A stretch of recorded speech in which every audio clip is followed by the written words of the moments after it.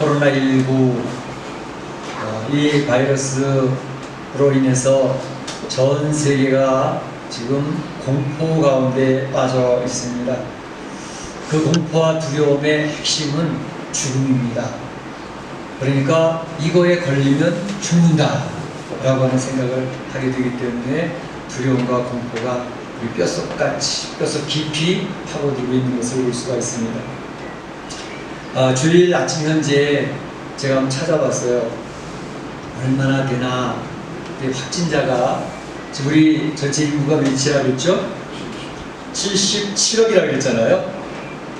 77억의 인구가 있는데 그 중에서 확진 판정을 받은 것이 지금 179만 얼마밖에 나와 있더라고요. 그 180만에 지금 육박하고 있습니다. 사망자는 얼마냐? 사망자는 10만 8천 얼마, 11만에 가까워지고 있습니다. 참으로 이 죽음이 그냥 뭐 1년, 2년, 3년 사이에 이렇게 시간이 걸쳐서 죽었다면 그렇게 충격이 크지 않을 것입니다. 단 3개월 정도 만에 3개월 사이에 11만이라고 하는 사람이 졸지에 죽음을 만나게 되어졌다는 것. 그러니까 이 죽음의 공포가 이 어두운 그림자 우리를 막 짓누르고 덮고 있는 것을 볼 수가 있는 거죠. 이럴 때 우리 그리스도인들의 기도의 제목은 어떤 것이 이루어져야 될까? 제가 이렇게 광고를 드리면서 말씀드렸던 것처럼 정말로 의료진들을 위해서 꼭 기도해 주셔야 될 것 같습니다. 저들이 지금 최전선에 서서 이 죽음의 싸움을 싸우고 있는 사람들입니다. 의사 선생님들, 간호사들, 사명감을 가지고 이 일을 감당하고 있습니다. 그러다 죽는 의사들도 있고 간호사들도 있었습니다. 때로는 자원봉사자들이 있습니다. 의사와 간호사들 손길 놓으면 안 된다. 그래서 자기가 위험한 줄도 알면서 자원봉사자들이 나와서 열심히 봉사하고 있는 그런 귀한 멋진 삶을 살아가는 사람들이 있는 것을 보게 됩니다. 그들을 위해서 기도해 드려야 될 것 같습니다. 뿐만 아니라 특별히 지금 가장 힘들어할 사람이 누구겠습니까?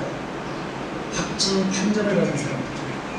확진 판정을 받은 사람들은 첫째는 내 몸에 죽음이 다가오고 있다라고 하는 그런 두려움의 공포도 있습니다. 특히 어떤 공포가 있을까요? 확진자라고 하면 마치 문둥병자를 사람들이 피하는 것처럼, 야, 그 사람 옆에 가면 안 돼, 큰일 나, 올마. 그러니까 그들이 더 힘들어하는 것은 확진 판정 받아서 지금 내 몸이 무너지고 있다고 하는 것에 대한 두려움, 무서움도 있지만 많은 사람들로부터 격리된다라고 하는 그 외로움과 그 공포가 더 큰 겁니다. 바로 이럴 때에 우리는 그 확진자들을 위해서 기도해 줘야 됩니다. 그들이 다른 사람들은 다 동일한 조건 아닙니까? 특별히 그들이 살인죄를 범했습니까? 강도짓을 했습니까? 도적질을 했습니까? 아니잖아요. 그런데 그들이 확진자가 됐단 말이에요.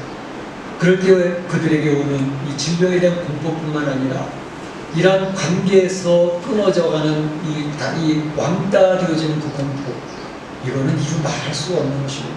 그러니까 그들이 너무 힘들지 않도록 그들을 위해서 우리는 기도를 해드려야 될 것 같습니다. 그래서 잘 인내하고 잘 견뎌내서 확진자라고 해서 사실은 꼭 죽는 것은 아니거든요. 확진 가운데 회복된 사람이 몇십 배로 훨씬 많습니다. 그렇기 때문에 확진자에 되어졌다는 것 때문에 너무 공포에 빠지지 않고 잘 마음에 탐대하고 마음의 힘을 얻어서 이겨낼 수 있는 그런 확진자들이 될 수 있도록 확진자들에 대해서 기도해 주시고, 성도들이 그들을 멀리하면 그들을 어디 서겠습니까? 그 성도들이 그들을 이해하는 마음으로 어떻게 그들의 마음을 위로할 수 있을까, 어떻게 돌볼 수 있을까, 그런 접근이 우리 성도들에게는 필요하지 않을까 생각을 해보게 됩니다. 뿐만 아니라 특별히 죽음을 만난 그러한 가정들, 졸지에 무슨 날벼락이지 않습니까? 그런 가정들, 그 말씀드렸던 것처럼 연로하신 부모님들이 돌아가십니다. 대부분 70~80%가 65세 이상이라고 그러잖아요. 그런가 하면 40대, 30~40대 젊은 청년들도 이해는 없습니다. 심지어 태어난 지 1주, 2주밖에 안 됐는데도 어린 주와도 죽더라고요. 그런 모습을 보면서 참 이렇게 어려움을 당한 가정들을 이해하는 마음으로 그 유가족들이 하나님의 위로가 임하도록 우리 성도들이 기도하지 않으면 누가 기도해 주겠습니까? 우리 성도들이 그들을 위한 기도의 마음, 그들을 위하는 마음으로 이 어려운 때 접근하면 좋겠다, 그런 생각을 해보게 되는 것입니다. 오늘 저희는 이 11만 명에 가까운 죽음을 보면서 부활절을 맞이하고 있습니다. 이 부활절을 맞이할 때 그 3개월 만에 11만 명이 죽는 모습을 보면서 이 부활절이 더 의미가 깊지 않나 하는 생각을 해보게 되는 것이죠. 이 부활의 소망이라는 것이 얼마나 소중한 것이고 얼마나 중요한 것인가 라는 생각을 해보게 된다는 것입니다. 오늘 부활절을 맞이하면서 그래서 말씀의 제목을 부활소망이라고 하는 말씀의 제목으로 잡았습니다. 부활 소망을 생각해 보일 때에 세 가지 측면을 접근하려고 합니다. 먼저는 부활의 전제는 무엇인가 라고 하는 것, 두 번째는 부활의 확실성에 대한 것, 세 번째로는 부활의 종류에 대해서 한 세 가지를 한번 생각해 보려고 합니다. 먼저 부활의 전제가 있을까? 네, 부활에는 전제가 있습니다. 무슨 말일까요? 부활이라고 하는 것은 뭐예요? 다시 살아난다고 하는 거 아니겠습니까? 부활이라는 것은 다시 살아난다고 하는 것이기 때문에 다시 살아난다고 하는 의미는 그 전제가 반드시 있다고 하는 사실은 뭘까요? 죽음입니다. 죽음이라고 하는 전제 속에서 바로 부활이라는 말이 이루어질 수 있는 거죠. 다시 말하면 사람이 죽어야 다시 살아나는 것이지 죽지 않고서야 어떻게 다시 살아날 수 있습니까? 그러니까 부활이라고 하는 단어 전제는 죽음이라는 것이 전제되어져야 된다는 것을 이야기하고 있습니다. 지금 우한 폐렴 코로나19로 인해서 몇 달 사이에 십수만의 생명을 잃게 되어지는 현실 앞에서 느끼는 것이 있습니다. 여러분 어떤 것이 느껴지십니까? 이 석 달여 만에 11만 명이 막 쓰나미처럼 죽어가고 있습니다. 이제 며칠 사이에 한두 주 사이에 배가 3배가 더 될지도 모르겠습니다. 몇십만이 더 죽을지도 모르겠습니다. 이러한 모습 앞에서 여러분이 느끼는 것은 무엇입니까? 이 죽음 앞에 느끼는 것은 무엇입니까? 저희는 세상을 살아가면서 인간의 위대함, 인간의 놀라운 능력, 인간을 숭배하는 그러한 시대, 현대 문명을 살고 있습니다. 인간이 최고야. 그래서 인간이 지금 우상이 되어진 그런 시대를 살고 있는데, 사실은 이렇게 대단한 존재로 인식되어졌던 인간이 한없이 약합니다. 눈에 보이지 않는 바이러스라고 하는 그런 것 앞에서 이렇게 힘없이 무너지는구나, 무릎을 꿇는구나 라고 하는 모습을 보면서 인간의 존재가 대단한 줄 알았다, 그렇게 되기를 소원했다. 그런데 결코 그렇지도 않구나. 그래서 이 우주를 창조하신 하나님 앞에서 우리 인생은 겸허해질 수밖에 없다 라는 것을 교훈을 받고 있지 않나 싶어요. 내가 그렇게 대단한 존재가 아니다. 그 전에 나사에서 JPL에서 이 우주를 촬영한 그런 동영상을 보여준 적이 있습니다. 지구에서부터 쫙 멀어져 가면서 지구를 촬영을 하는데, 지구를 벗어나 태양계를 벗어나 우주 안드로메다 그 우주등을 지나가면서 지구를 비춰주는데, 지구가 대단한 존재로 보여졌는데 우주 속에서 지구는 별볼 일 없더라고요. 점에 불과해요. 점에. 그 정도 볼랑말랑한 점에 불과한데 그 지구 안에 우리 인간의 존재는 더더욱 말할 것도 없습니다. 그런 이 우주를 창조하신 하나님 앞에서 우리의 모습이 겸허해져야 되지 않을까. 우리 얼마나 겸허합니까? 얼마나 내가 대단한 존재라고 증거하기를 원합니까? 근데 결코 그렇지 못하다라고 하는 사실을, 이런 죽음 앞에서 한번 우리를 내려놔야 되지 않겠나, 그런 생각을 해보게 됩니다. 그런데 이런 것을 깨닫게 해주신 이 죽음이라는 것이 어떻게 오게 되었다고 말씀드렸죠? 지난 시간에 말씀을 드렸습니다. 죽음이 오게 되어졌던 그 원인, 동기를 설명해 드렸는데, 바로 로마서 6장 23절에 있는 것처럼 죄의 싹은 사망이요 라는 것을 말씀드렸습니다. 다시 말하면 사망, 죽음이 이 땅에 오게 된 것은 죄의 결과였다 라고 성경은 정확하게, 우주를 창조하시고 인간을 창조하신 하나님께서 정확하게 선포를 해주고 계셨습니다. 그러니까 우리 개인의 죽음도 그렇지만 이렇게 많은 사람이 갑자기 죽어가는 모습을 보면서 이건 역시 죄의 결과로, 진노의 결과로 오고 있다고 하는 사실을 우리는 배워야 되겠다는 사실입니다. 성경에서는 그러한 모습들을 이미 우리에게 많이 교훈해 주셨습니다. 창세기서부터 얘기해 주셨습니다. 창세기 노아의 홍수 사건을 무엇을 얘기합니까? 노아가 살던 그 당시에도 엄청난 사람이 이미 퍼져 있는 상황이었습니다. 그런데 노아의 가족만 노아의 방주에 빼어놓고 나머지 사람은 물 홍수로 인해서 모두 한순간에 다 쓸어 죽여버리지 않았습니까? 지금으로 생각하면 이러한 코로나19의 그 충격보다 더 큰 충격이었을 것입니다. 몇 사람만 살았습니다. 나머지 다 죽었습니다. 근데 그 원인을 성경은 이야기하고 있습니다. 창세기 6장에 보게 되면 이렇게 표현했습니다. 하나님의 아들들이 사람의 딸들의 아름다움을 보고 자기들의 좋아하는 자로 아내를 삼는지라. 하나님의 아들들, 사람의 딸들의 아름다움 보고, 하나님의 아들들이라고 하는 것은 하나님을 섬기는 하나님의 백성들을 의미하는 것입니다. 사람의 딸들이라고 하는 것은 하나님을 거부하고 자기 생각대로 살아가는 불신 세계 사람들을 이야기하는 것입니다. 그런데 하나님의 아들들, 하나님은 하나님을 따르고 예수님을 믿는 성도들이 이 세상의 주인공이라는 사실을 항상 주지시키고 있습니다. 너희가 주인공이야. 그런데 그 주인공이 잘못되어지면 하나님의 진노가 임한다고 그걸 가르쳐주는 게 성경입니다. 그러니까 하나님의 아들들이 세상의 딸들의 아름다움을 보고 하나님 앞에 묻지도 아니하고 자기 생각대로 세상을 따라가니 하나님이 세상을 쓸어버린 것입니다.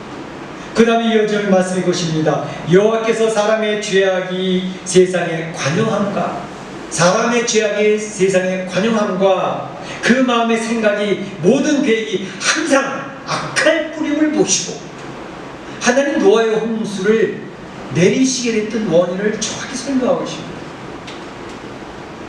세상의 죄악이 관영함을 보시고 그 사람들의 생각하는 것이 항상 악할 뿌림을 보시고 내가 쓸어버리겠다 결정을 하시고 노아의 홍수를 통해서 세상의 인류를 다 밀어버리셨다는 것입니다. 성경은 분명해요. 다윗이 얼마나 위대한 신앙이었습니까? 제가 말씀드린 것처럼 사무엘 24장에 다윗이 하나님을 잘 섬기다가 잠깐 신앙에 병이 들었어요. 하나님, 이 정도면 나라가 견고한데요? 제가 가진 병사가 얼마나 되는지 한번 살펴보겠습니다. 그래서 군대 수인가 이 사람들의 수 징집되어져서 나 싸워서 할 수 있는 사람이 얼마인가 남자들의 계수를 하기 시작했어요. 요압이 긋고 말렸지만 하나님을 기뻐하시는 왜 합니까? 에이, 하나님 이해하실 거야 라고 하면서 했습니다. 나중에 사단의 계략에 말려들었던 다윗이 하나님 앞에 나단 이제 말씀을 듣습니다. 야, 너 하나님을 서운하게 했어. 내가 너를 처벌하려고 하는데 너에게 선택권을 주겠어. 세 가지. 첫째는 뭐예요? 7년의 환난. 두 번째로는 3개월 동안 원수에게 쫓겨다니는 것. 세 번째는 3일간의 전염병. 다윗이 하나님 저는 더 이상 원수들에게 도망다니는 것은 아주 진력이 납니다. 하나님 손에 잡혀서 처벌받는 게 좋습니다. 저는 3일간의 전염병을 택하겠습니다. 3일간의 전염병을 택해서 3일 동안의 전염병 온역이 쫙 그 백성들이 퍼졌는데 얼마나 죽었어요? 3일 동안에 죽은 사람이 7만입니다. 이스라엘 백성, 얼마 되지 않는 이스라엘 백성 가운데 7만이라고 하는 다윗의 백성들이 죽었습니다. 다윗이 통곡을 하는 것입니다. 바로 하나님은 그 진노의 손길로 전염병으로 많은 사람이 죽을 원인은 물론 다윗 한 사람만의 죄악을 이야기하셨지만 죽은 사람은 그럼 괜히 억울하게 죽었습니까? 아니요. 그 죽은 사람들도 나름 하나님 앞에 그 해당되는 처벌이 되어졌던 것입니다. 또 성경에서는 이 지구상에 몇 번의 일들을 거쳐가지고 사람들이 죽는 그 사건들이 있었습니다. 어떤 게 있었죠? 유럽에서 유행했던 흑사병, 패스트가 있었습니다. 1348년부터 시작해가지고 그때에 물론 그것도 중국으로부터 시작됐다고 그래요. 쥐로 인해가지고 벼룩으로 인해가지고 스페인 쪽에 이제 이태리 쪽으로 해가지고 유럽 프랑스 잘 접해져가지고 유럽인까지 싹 쓸어 넣는데 그때 그 패스트 흑사병으로 죽은 인구가 얼마? 당시의 전 세계 인구를 4억 5천 명으로 기억하고 있어요. 판단하고 있어요. 4억 5천 정도 되는 전 세계 인구 중에서 그 패스트 병으로 인해서 죽은 사람이 1억이었어요. 7천에서 2억 가까이 된다니까 1억으로 보게 됩니다. 지금은 11만이잖아요. 당시에는 죽은 사람이 1억입니다. 전 세계 인구의 4분의 1이 죽는 그런 놀라운 죽음이 왔던 우리 인류 역사의 기록이 되어졌습니다. 또 한 가지 있습니다. 제2차 세계대전 6년입니다. 1939년부터 45년까지 6년 동안에 각 국가들이 이기주의 국가들의 탐욕에 의해서 전쟁이 붙었는데 그 전쟁으로 인해서 죽은 사람이 얼마? 7천만 명입니다. 7천만 명. 그때 우리가 잘 알고 있는 것처럼 유대인들이 예수님을 죽이면서 이 죄를 우리 후손에게 돌리소서 라고 했던 그 말씀의 결과대로 유대인들이 히틀러에 의해서 600만이 죽었습니다. 가스실에서 비누가 되어져 갔습니다. 뿐만 아니라 히틀러가 자살해서 죽고 난 뒤에 바로 러시아에서 이제 자리 잡아오고 있던 공산당 혁명, 그 공산당을 통해 가지고 히틀러가 죽으니까 그 공백을 누가 메꼈느냐? 러시아의 공산당이 자리 잡고 동유럽이 다 공산당 치자가 되면서 그 이념에 반대했던 사람도 싸그리 죽습니다. 얼마나 많은 사람이 죽었는가. 이 주에는 이러한 메스의 죽음, 엄청난 사람이 죽는 그런 역사들이 있었는데 그런 모든 것들이 어느 결과로? 죄로 인해서 왔던 하나님의 진노들이었습니다. 바로 이러한 흑사병도 중세기에 교회가 타락을 하고 부패하는 가운데 캐톨릭 교회가 무너지면서 바로 이 세상 인류가 죽었고 그 위에 르네상스라고 하는 인간이 중심이 된 세상이 있으면서 개혁교회가 생기면서 이제 새로운 질서가 잡혔는데 아마도 이번 코로나19를 통해서도 세계에 새로운 일들이 생기게 될 것이다 예측하는 사람들이 많습니다. 이렇게 죄의 결과로 말미암아 이 세상에 죽음이 몰려왔는데 그런데 죄로 인해서 죽지 않은 세상이 있었습니다. 누굴까요? 바로 죄 때문에 이 세상에 죽음이 왔는데 죄가 아닌데 죽음을 맞이한 사람이 있습니다. 곧 예수 그리스도십니다. 예수님은 죄가 없으심에도 불구하고 바로 죄인들을 살리기 위하여 십자가에서 죄를 처리하기 위해서 죽으셨습니다. 십자가에 나와서서 죽음을 선택하신 예수 그리스도. 예수님도 죽음을 당하셨기 때문에 그 죽음이라는 전제 속에서 부활이라고 하는 영광을 보실 수가 있습니다. 유명한 영어 단어 있죠? No cross, no crown. 죽음에 십자가가 없었다면 부활의 영광이 없었을 것이다. 그래서 십자가의 죽음이 없었더라면 예수님에게도 부활의 영광은 오지 않았을 것입니다. 다시 말하면 부활이라고 하는 것의 전제는 죽음이라고 하는 전제가 있었다라는 것을 말씀드리고 싶은 것입니다. 그 부활의 확실성에 대해서 한번 생각해 보겠습니다. 부활의 확실성. 기독교에서 부활하는데 정말 부활이라는 것은 확실한 건가요? 그렇습니다. 부활은 확실한 것입니다 라고 믿는 성도들이 있어요.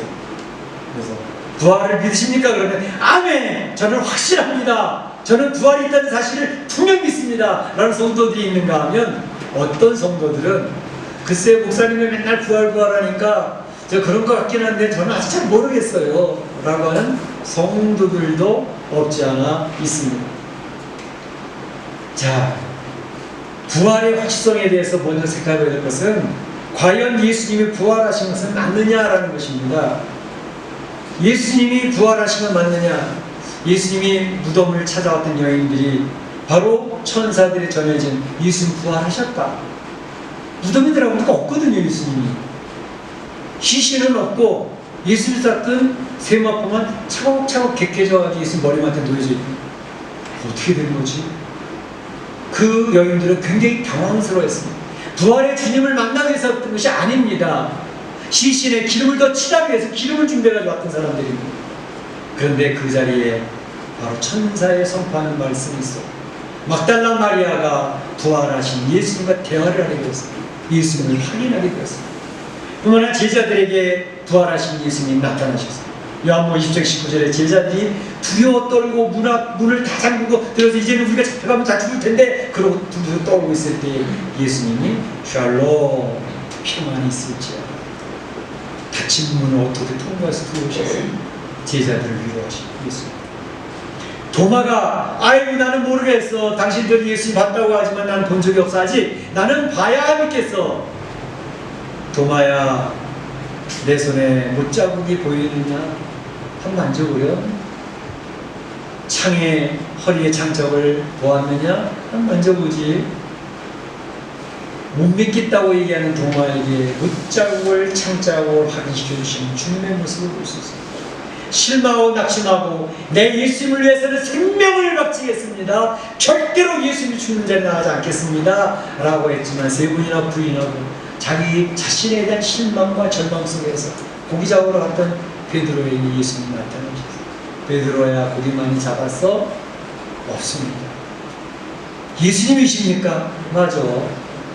예수님이 그를 만나셨고 그에게 네가 나를 사랑하는 진실로 나를 사랑하는 부활하신 예수님이 베드로를 만나주시면서 한없이 슬퍼하고 자책하고 있던 베드로에게 다시 희망을 주시고 부활의 소망의 주님을 보여주셨던 그 모습을 잘 알지 않습니까? 엠마오로 가면서 실망하고 낙담한 대화를 나누고 있던 제자들에게 엠마오에서 예수님 떡을 떼어주고 그들의 눈이 영적인 눈이 밝아지니 예수님을 확인하고 주님이시다 라고 이야기했던 그 엠마오에 가던 제자들 보여주셨던 예수님의 부활.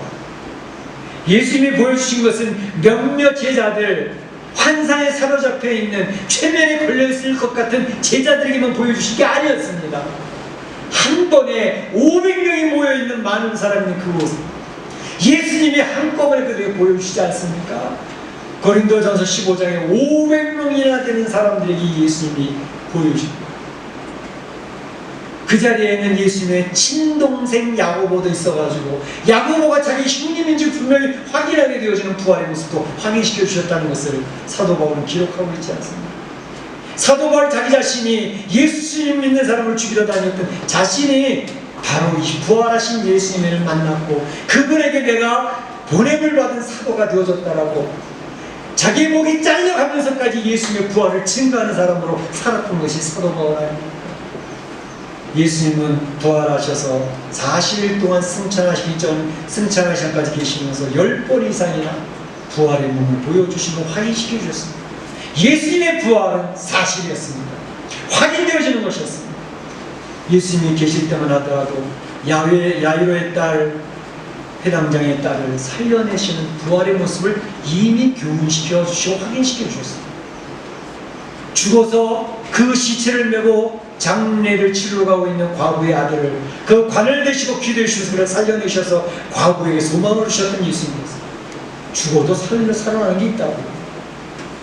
그가 살아나던 나사로 죽어서 냄새납니다. 시신이 썩어서 진물이 흐르고 있습니다. 그런데 나사로야 나오더라 라고 하면서 나사로 살린 것을 그 만인이 보는 가운데서 확인시켜주고 계시지 않습니까? 죽은 자는 살아날 수 있다라는 것을 예수님 실물 교육을 보여주셨던 것입니다. 부활은 확실한 것입니다. 예수님이 십자가에 돌아가셨지만 3일 만에 다시 살아나셔서 부활하셨습니다. 앞에서 살아났던 사람과 예수님의 부활이 다른 점은 뭐지요? 나사로, 과부의 아들, 야일의 딸 그들은 다시 부활했지만 다시 죽었어요. 예수님은 부활하신 후에 다시 돌아가시지 않았어요. 그 차이가 있는 것입니다. 분명한 사실은 예수님은 부활하신 것이 너무나도 확실하다는 사실을 먼저 믿어야 된다는 것입니다. 믿으십니까? 믿으십니까? 예수의 부활을 확실하게 믿으십니까? 그것을 믿는다면 또 확인해야 될 것이 있는데, 나의 부활도 확실한 것인가? 라는 사실을 점검해 볼 필요가 있습니다. 예수님 부활하시고 분명히 맞는 것 같은데 나도 부활하는 것은 맞을까? 맞습니다. 예수님이 선언하십니다. 나는 부활이요 생명이니 나를 믿는 자는 죽어도 살겠고, 나를 믿는 자는 죽어도 살겠고. 왜? 나는 부활이니까. 그 성도들이 강조하고 계시는 것이죠. 그리고 예수님께서 부활의 첫 열매가 되셨다고 사도 바울이 강조해서 이야기를 하고 있습니다. 그리스도께서 죽은 자 가운데서 다시 살아 잠자는 자들의 첫 열매가 되셨도다. 잠자는 자들, 성도들의 첫 열매, 부활의 첫 열매가 되셨다. 첫 열매라고 하는 의미는 둘째 열매도 있고 셋째 열매도 있고 따라오는 열매가 있고, 성도들이 잠자고 있지만 그들이 모두 다시 부활의 계획을 참여할 것이라는 사실을 선언하고 계시는 것입니다. 여러분은 부활하실 것입니다. 죽어도 살아날 것입니다. 바로 그것을 확신하는 것이 성도들이라는 것입니다. 이런 부활의 확실성, 예수님의 부활의 확실성뿐만 아니라 나도 죽어도 부활한다는 확실성에 대한 확신을 가지고 있다고 하는 사실. 마지막 한 가지는 부활에 또 다른 종류의 부활이 있습니다 라는 것을 소개하고 싶어요. 그게 무슨 말씀이에요? 예수님 믿는 사람들, 그 믿는 자들만 다시 부활해가지고 영원한 생명을 누리는 거 아닙니까? 지난주에 말씀하셨던 것처럼 죽는 순간 우리는 낙원으로 임하게 되었고 예수님이 계시는 그곳에서 하나님의 나라를 누리고 있지만, 예수님이 재림하시는 그때 우리는 부활체를 입고 시신이 무덤에 있었지만 그것이 부활의 역사를 감당하면서 이제 낙원에 있던 우리가 영원한 생명을 누리는 하나님 나라로 옮겨지게 된다는 사실을 말씀을 드렸습니다. 우리는 귀신이 돼서 이 세상을 죽은 다음에 떠돌아다니는 귀신이 아니라 죽는 순간 우리는 주님과 함께 있게 됩니다. 할렐루야! 아멘. 할렐루야! 아멘. 그런데 예수 성경에서는 놀라운 얘기를 또 선포하고 있습니다. 성경은 예수 생명의 부활도 있고 심판의 부활도 있다고 이야기하는 게 너무 충격입니다. 저도 맨 처음 이 말씀을 대할 때 이거 뭐야 도대체? 생명의 부활은 뭐고 심판의 부활은 뭐야? 굉장히 당황스러워했었습니다. 요한복음 5장 29절 말씀에 그렇게 되어 있죠. 선한 일을 행한 자는 생명의 부활로, 악한 일을 행한 자는 심판의 부활로 나오리라.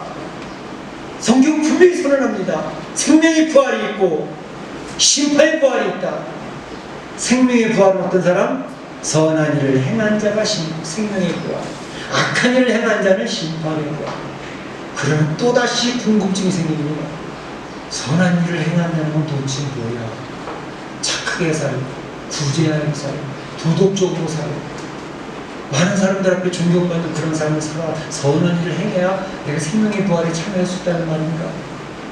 악한 일, 도적질을 하고 강도질을 하고 사람을 죽이고 이런 악한 일을 행하면 그 사람은 심판의 부활을 받는다는 것인가? 행함에 초점을 맞추고 있는 것인가?